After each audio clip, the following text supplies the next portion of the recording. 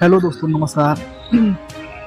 Bhojpuri industry में एक दिन ऐसा समय था कि पवन खेसारी में विवाद ही विवाद चल रहा था। देखिए, आज ऐसा समय देखने को मिल रहा है, इतना नज़ारा खूबसूरत मिल रहा है देखने को। पवन खेसारी एक हो गए हैं, ये बहुत खुशी की बात है, गर्व की बात है। जी हाँ दोस्तों, भोजपुरी इंडस्ट्री को इसी तरह मिलकर आगे बढ़ाना चाहिए भोजपुरी इंडस्ट्री को, और उसका नाम रोशन करना चाहिए। क्यों दोस्तों, आप सभी को ये वीडियो कैसा लगा? पवन सिंह और खेसारी लाल यादव मिले हैं तो दिल गदर हो गया भाई। वीडियो एक बार नहीं, बार बार देखने को मन करता है भाई।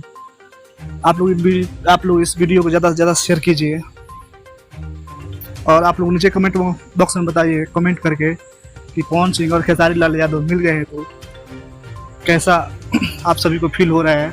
आप लोग हमारे नीचे कमेंट बॉक्स में बताइएगा ज़रूर। आप सभी को पवन सिंह और खेसारी लाल यादव मिले हैं तो वीडियो आप सभी को अच्छा लगा है तो हमारे चैनल को सब्सक्राइब, लाइक कर दीजिए प्लीज़। तब तक के लिए धन्यवाद, मिलते हैं अगले वीडियो में।